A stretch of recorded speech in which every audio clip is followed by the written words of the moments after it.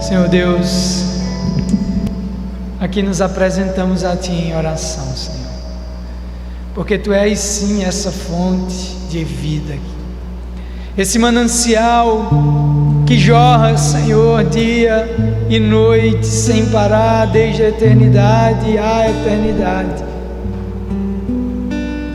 Ah, Deus, só em Ti somos satisfeitos. Só em Ti, Senhor Deus, nós podemos de fato encontrar a satisfação, a saciez da sede que há em nós, Senhor. Só em Ti, Senhor Deus, é que podemos de fato ser plenos, porque assim Tu disseste que vieste a essa terra para nos dar vida plena, e nós queremos essa vida. Queremos ser cheios da Tua vida, Jesus. Portanto, ó Pai, vai nos moldando, vai tirando tudo que possa atrapalhar, vai tirando, Senhor Deus, tudo que possa, Senhor Deus, nos fazer se afastar de Ti, andar longe desse manancial. Nos ajuda, Senhor, em nome de Jesus, a poder, Senhor, saber de fato que só em Ti há a solução para as nossas vidas. Nos faz, Senhor Deus, diminuir-nos. Queremos deixar de lado tudo que possa, Senhor Deus, atrapalhar a nossa caminhada contigo. Tudo que agora possa impedir que Tu fales conosco, Senhor. Eu te peço, tira de nós, Senhor, o pecado. Tira de nós os tapões dos ouvidos. Tira de nós, Senhor Deus, o coração fechado, a mente travada. Faz-nos, Senhor Deus, estar aqui rendidos a Ti, acolhendo bem a Tua palavra, e que ela seja como uma semente boa dentro de um bom solo, para que ela germine e assim ela possa frutificar. Eu te peço, Senhor Deus, que nessa manhã Tu venhas sobre a minha vida e que Tu me uses, Senhor Deus, para o louvor da Tua glória.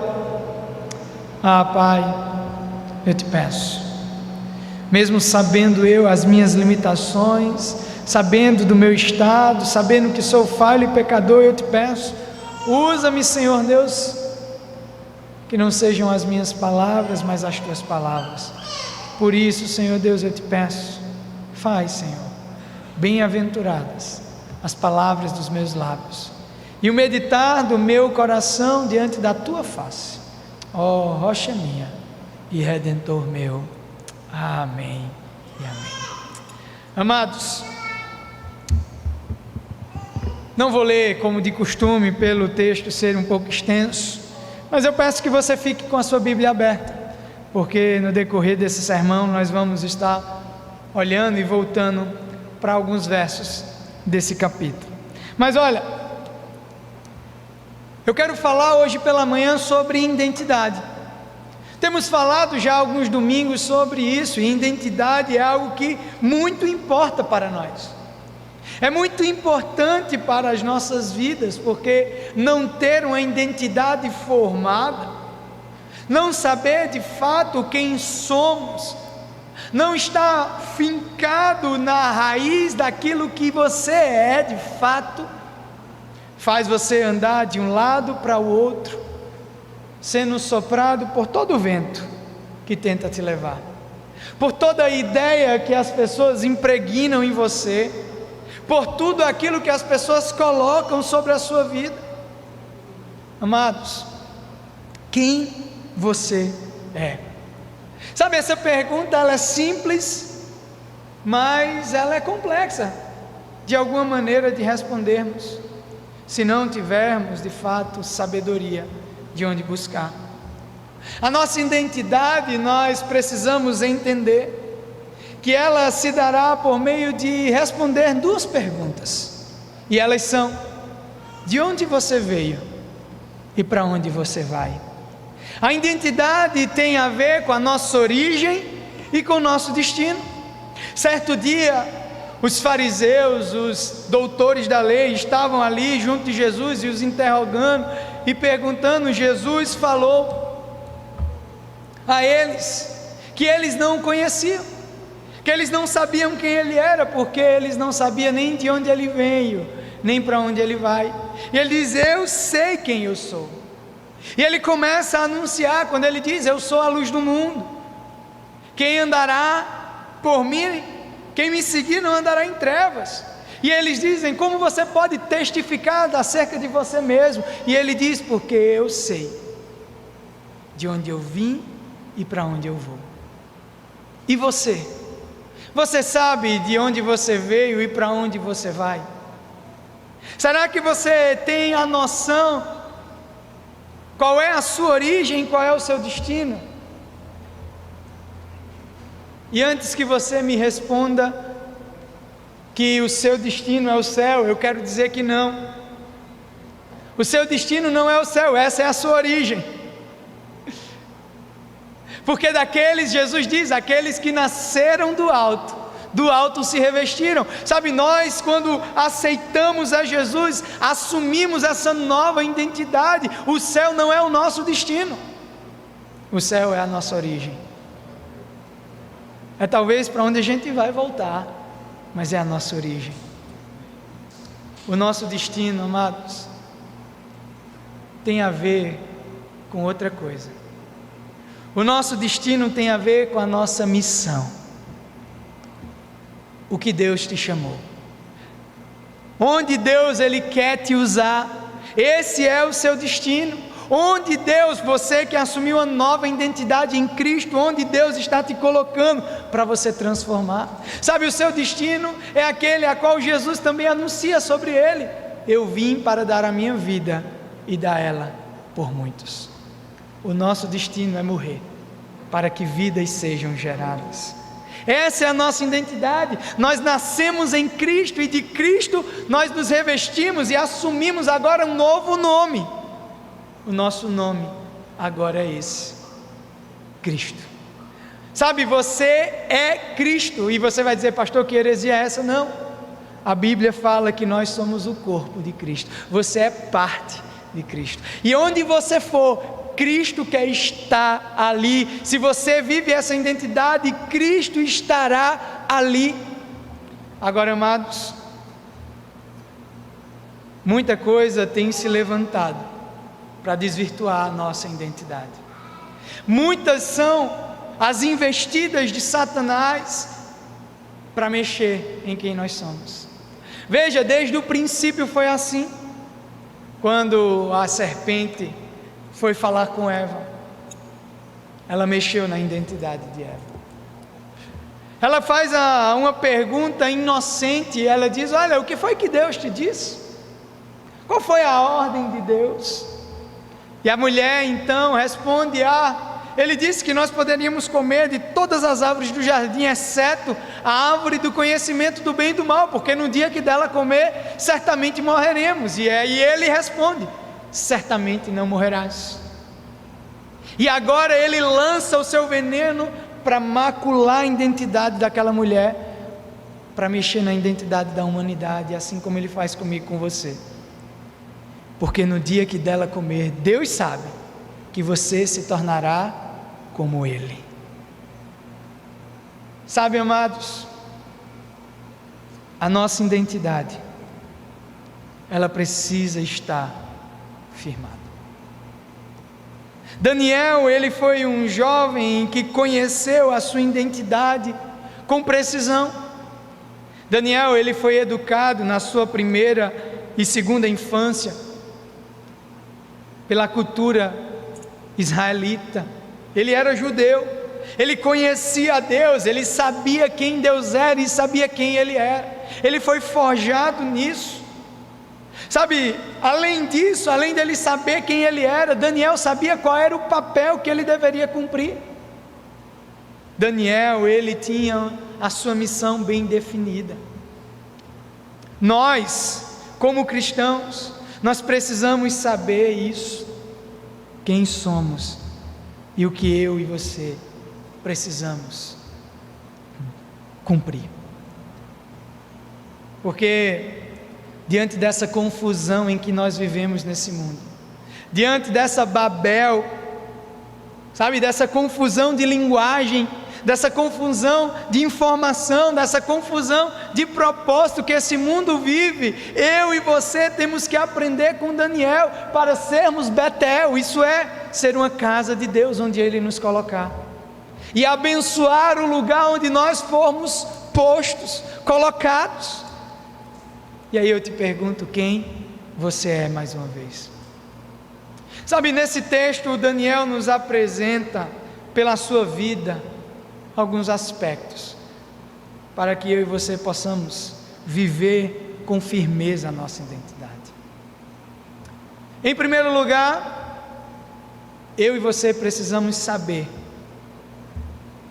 que a nossa identidade está firmada em Deus. Em primeiro lugar, eu e você precisamos aprender com Daniel que não podemos ser moldados pelo que os outros dizem, não podemos ser moldados pelo que esse mundo diz, não podemos ser moldados porque o mal diz, porque Satanás diz, não podemos ser moldados pelo que nós mesmos pensamos de nós. Daniel, ele sabia quem ele era em Deus. O próprio nome de Daniel quer dizer, Deus é meu juiz. Sabe, toda vez que Daniel ouvia o seu nome, toda vez que Daniel ouvia, ele lembrava quem ele era, Deus é o meu juiz. Sabe, aqui na nossa cultura brasileira, a gente nunca escolhe muito os nomes pelo seu significado. A gente escolhe os nomes pela boniteza ou pela moda. Mas a cultura israelita escolhia os nomes pelo seu significado, como um apontamento profético da verdadeira identidade daquele homem. É por isso que muitas vezes Deus mudava o nome das pessoas. Jacó, usurpador, é transformado em Israel, príncipe de Deus. É Deus que muda. Deus muda o nome, por exemplo, de Levi. Quando Jesus o chama, ele dá um novo nome àquele homem e o chama de Mateus. E sabe o que significa Mateus? Presente de Deus, oferta de Deus. Sabe, aqueles homens, não só Daniel, mas também os seus amigos, eles tinham nomes proféticos, nomes que anunciavam o que eles deveriam ser. Não somente o que eles eram, mas a missão deles.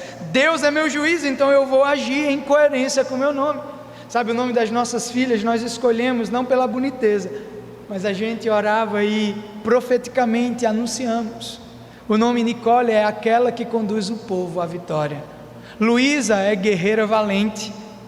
Sabe, e a gente começa a ver que profeticamente as coisas vão acontecendo. Se você vê Nicole, ela quer mandar em todo mundo da idade dela, né? Ela acha que é a líder de todo mundo.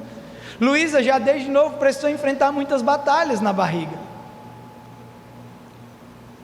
E sabe, o meu e o seu nome não é muitas vezes pelo que os nossos pais nos deram. Eu usei esse exemplo do nome das nossas filhas para ilustrar, mas não é sobre o que os homens falam, mas sobre o que Deus tem falado. E o seu nome agora é Filho de Deus, cristão. Você é parte do corpo de Cristo, esse é o seu nome. Mas amados, esse mundo vai tentar mudar seu nome. Esse mundo vai tentar distorcer quem você é.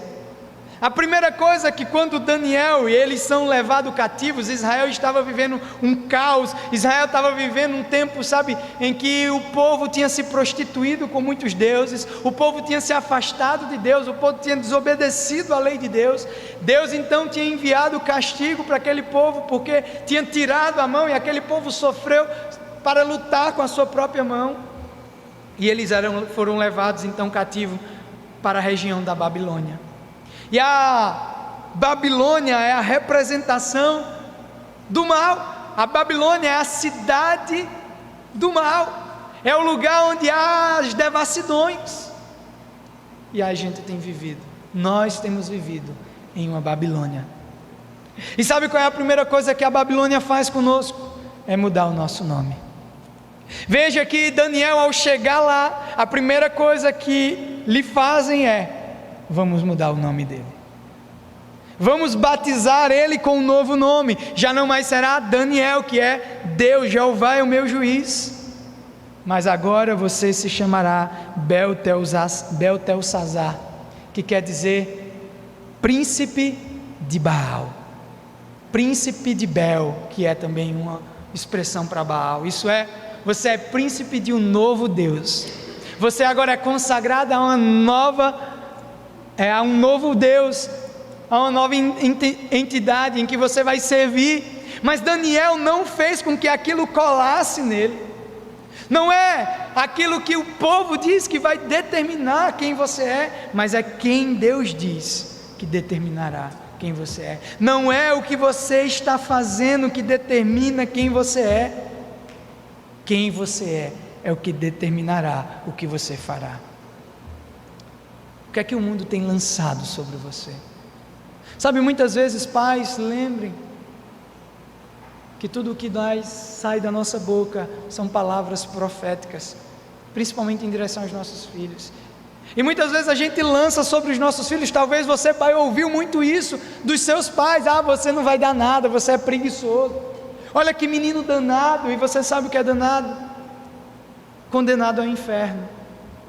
Olha, é um maloqueiro, isso é, servo de Maloque, ou consagrado a Maloque. E a gente começa, sabe, a profeticamente lançar identidades nos nossos filhos, identidades nos outros. Mas lembre, se você está aqui, você não é o que o povo diz que você é.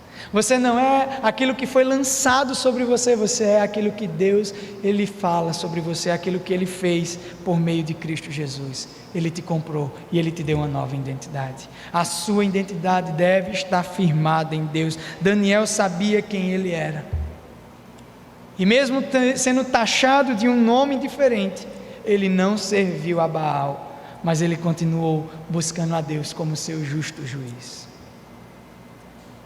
Mas sabe uma coisa? A segunda coisa que eu e você precisamos aprender é que, além da nossa identidade estar firmada em Deus, eu e você não podemos se deixar ser contaminados. O problema é que muitas vezes nós nos deixamos ser contaminados. Olha o que diz o verso 8. Na verdade, o rei, ele determina no verso 5 que desse rações diárias de finas iguarias da mesa do rei e do vinho. Porém, essas finas iguarias, essas comidas que eram apresentadas aos reis, muitas delas eram consagradas aos deuses daquela terra. E Daniel decidiu não se contaminar. O verso 8 diz: e resolveu Daniel firmemente não se contaminar com as finas iguarias do rei, nem com o vinho que ele bebia. Então pediu ao chefe dos eunucos que lhe permitisse não contaminar-se.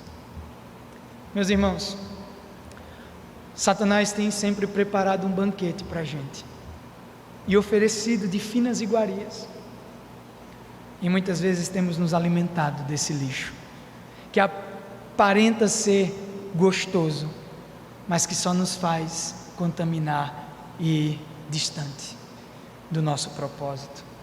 Sabe, há ideologias que se levantam para tentar colocar em xeque quem realmente nós somos. Ideologias nefastas, estranhas ao Evangelho, que entram sorrateiramente, devagarzinho, mas que a gente às vezes nem percebe. A gente diz: o que é que custa comer um brigadeirozinho aqui? E claro, eu estou fazendo aqui uma alegoria de uma coisa pequena e inofensiva, mas para quem está de dieta vai entender muito bem, né? Começa com um brigadeirozinho, daqui a pouco é uma torta, né? E daqui a pouco você perdeu toda a sua dieta.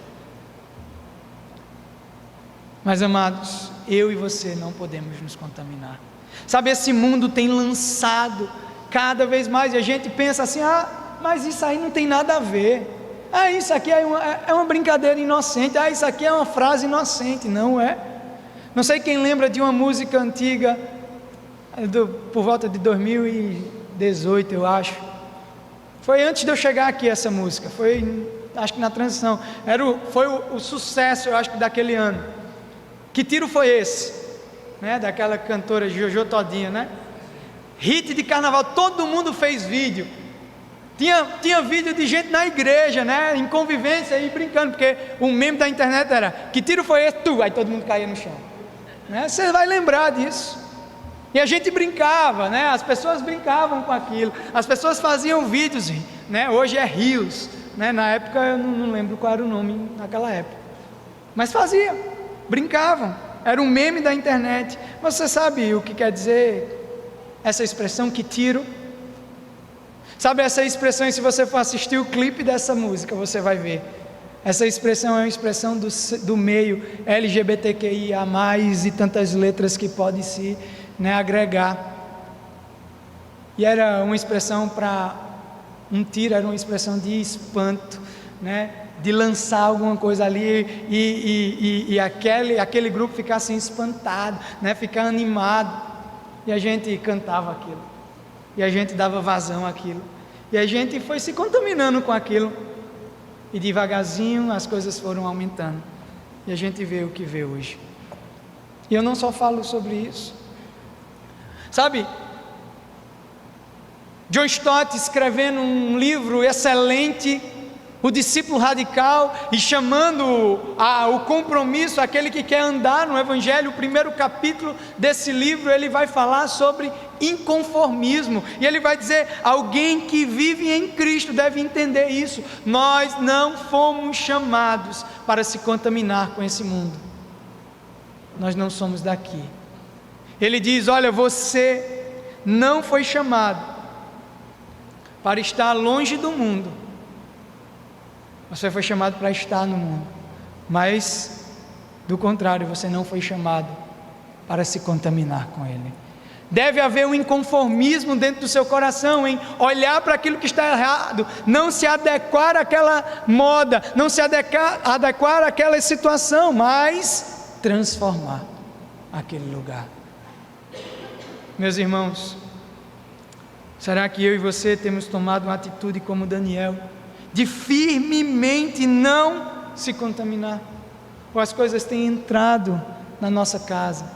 O que é que você assiste? O que é que você ouve? O que é que você lê? Tudo isso vai ditar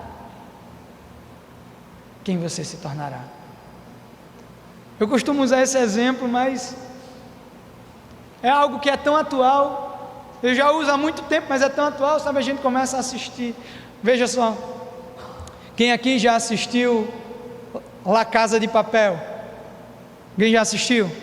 Você torcia para quem? Para o policial, ou você torcia para os bandidos? Sabe, a construção cinematográfica faz, e eu vou confessar, eu torcia para os bandidos. Não, eu queria que Rio saísse daquele lugar e ele fosse feliz. Mas a gente é doutrinado para escolher isso. A gente rejeitou os policiais e acolheu os bandidos, porque é assim que o mundo tem feito. Ele tem nos contaminado, e quando vamos ver, já perdemos a nossa identidade.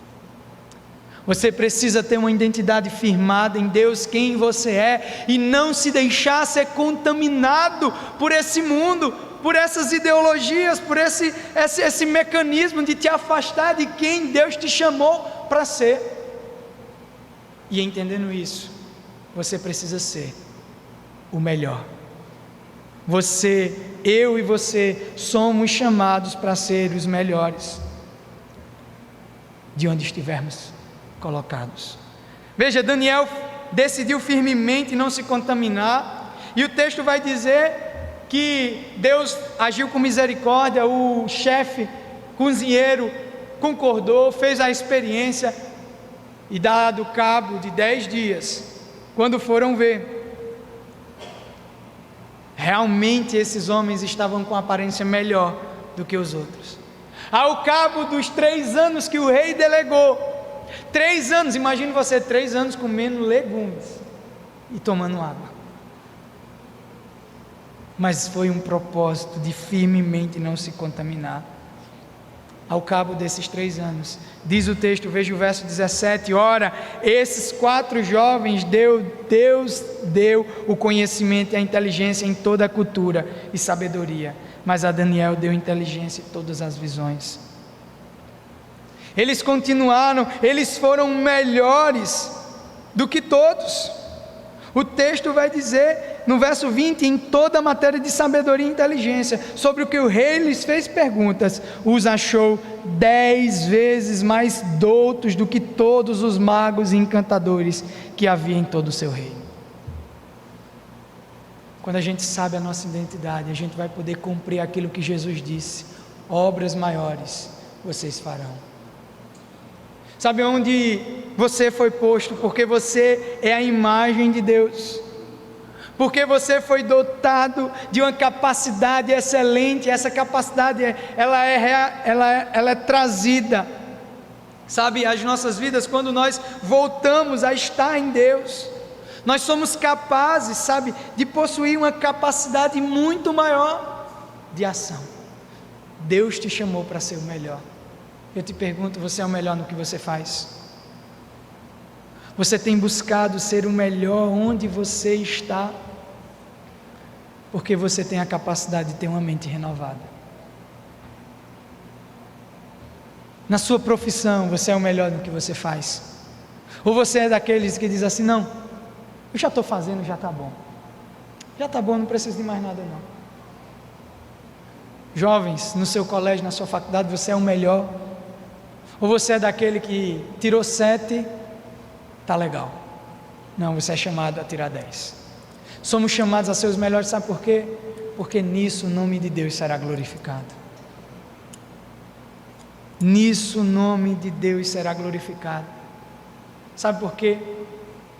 Porque nós precisamos influenciar uma geração.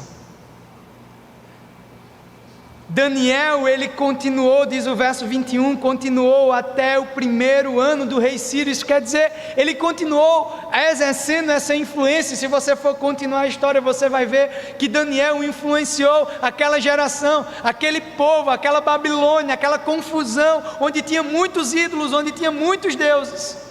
Aquele homem influenciou de tal maneira, ele foi fiel na sua identidade de tal maneira, de não se prostrar diante de outros deuses, de não orar a outros deuses. Ele foi tão fiel que ele influenciou a ponto do rei dizer: ninguém mais orará a outro Deus a não ser ao Deus de Daniel. Daniel mudou o lugar onde ele estava. Daniel influenciou a sua região. Sabe, imagine se eu e você formos o melhor do nosso lugar, da nossa profissão, do lugar onde a gente trabalha. As pessoas vão olhar e vão dizer: olha o que ele está fazendo, e você vai dizer: isso é para a glória de Deus. As pessoas vão reconhecer Deus em você. O texto bíblico nos diz lá em Romanos que a criação está esperando com grandes expectativas que os filhos de Deus sejam revelados. Você é filho? Será que você tem se revelado a esse mundo? Será que o mundo está vendo? Será que a natureza, a criação está vendo a ação de Deus na tua vida? Porque os filhos aqui são os filhos maduros, aqueles que sabem quem eles são. Você é chamado a ser diferente. Sabe por que a igreja tem sofrido tanto hoje? É porque a igreja tem aberto espaços, porque a gente não tem influenciado lá fora, porque a gente tem se fechado no nosso mundinho, de servir somente para dentro da igreja, e a gente não tem ido lá fora. Você, cristão, será que você tem pensado em fazer uma pós, um mestrado, um doutorado? Será que você, cristão, tem pensado, por exemplo, em ir para os centros de ensino e ensinar lá, e ensinar com a ideologia certa, não com as ideologias distantes do Evangelho, não com esse marxismo cultural que vivemos, não com essa ideia, sabe, de linguagem neutra, pelo amor de Deus. Será que eu e você, nós temos vivido essa identidade, ou nós temos sido abafados por esse mundo e não impactado ele, porque estamos confusos em quem nós somos? Ah, pastor, mas isso é normal, isso é eles que estão falando lá. Meus irmãos, você sabia, veja, um dado que eu pesquisei já há um tempo, isso me fez atentar, porque lá no texto de 2 Timóteo, capítulo 4, ele vai dizer que nos últimos dias, os homens não aceitarão a sã doutrina, isso é o Evangelho, a palavra de Deus. Do contrário, eles se ajuntarão mestres para si, para que eles sejam embasados. E eu fui pesquisar, e veja, a gente vê essa ideologia de gênero tomando conta, sabe, tentando fazer com que a gente aceite goela abaixo. Fiquei sabendo recentemente, não sei se isso se deu continuidade, mas porque uma professora não quis chamar uma aluna daqui do Colégio Santa Sofia pelo nome que ela queria ser chamada, que era um nome masculino, e ela disse, mas ela fez a chamada e chamou ela assim. Ela disse, não, esse não é o meu nome é esse. Ela disse, mas aqui na chamada está assim, como está nos seus documentos. Ela disse, é esse, mas eu quero que você me chame assim. A mãe disse, não, eu vou entrar com um processo contra a escola e contra a professora. E sabe, a gente está sendo assim, colocando um goela abaixo, para que a gente aceite. Mas isso não foi de agora. Há um curso na Federal da Bahia, na UFABA, criado em 2001. O curso é Ideologia de Gênero. Eles formaram pessoas, professores, bacharéis em ideologia de gênero. E agora eles têm os mestres que podem amparar essa ideologia. Por isso que eu digo, eu e você, a gente precisa se levantar como Daniel se levantou. Precisamos entender quem somos. Precisamos não deixar ser contaminados por tudo isso, mas ser contaminados pela palavra de Deus, e diante disso influenciar uma geração, tomar uma postura de cristão e mudar essa terra. Eu quero terminar lendo uma história que tem por título A Árvore Confusa. E diz assim essa história: era uma vez um belo jardim com maçãs, laranjas, peras e lindas flores. Tudo era alegria no jardim, com exceção de uma árvore que estava profundamente triste, pois ela não sabia quem era, nem o que tinha para fazer. A macieira lhe disse que era muito fácil fazer saborosas maçãs. Por que não tentar? Não escute, disse a roseira. É melhor produzir rosas. Não veem como elas são belas? A árvore confusa, cada vez mais desesperada, tentava tudo o que lhes sugeriam, porém, como não lograva ser como as demais, se sentia cada vez mais frustrada. Um dia chegou ao jardim uma coruja, e ao ver o desespero da árvore confusa, exclamou: não se preocupe, seu problema não é grave. Muitos seres sobre a terra têm o mesmo problema, mas é fácil resolver. Tão somente não dedique a sua vida para ser como os outros acham que você tem que ser. Seja você mesmo. Conheça a si mesma e ouça a sua vocação, a sua missão nessa vida. Como assim? Ser eu mesma? Conhecer-me? Vocação? Missão? Perguntava a si mesma a árvore confusa, quando de repente uma doce voz ecoou no seu interior: você jamais dará maçãs, porque você não é uma macieira, nem irá florescer a cada primavera, porque você não é uma roseira. Você é um carvalho, e seu destino é crescer forte e majestoso, o que lhe proporcionará dar abrigo aos pássaros, sombra aos viajantes, beleza à paisagem. Essa é a sua vocação. A partir desse momento, a árvore confusa não se sentiu mais confusa. Ao contrário, se sentiu forte e segura de si mesma, e se preparou para ser tudo aquilo para a qual foi criada, e que continuou a crescer. E o jardim ficou completamente feliz. Eu e você muitas vezes temos sido essa árvore confusa, sem saber quem somos, para onde vamos, sem saber da nossa origem e do nosso destino, sem saber da nossa missão, da nossa vocação. Mas basta você parar de olhar para fora e começar a buscar essa voz que ecoa no seu interior. Isso é a voz do Espírito Santo que fala contigo. Ele te dirá quem você é e o que você foi chamado para ser. O Evangelho, a palavra do Senhor nos diz que nós fomos chamados sim para sermos carvalhos de justiça, árvores fortes para impactar, para dar sombra aos que estão cansados,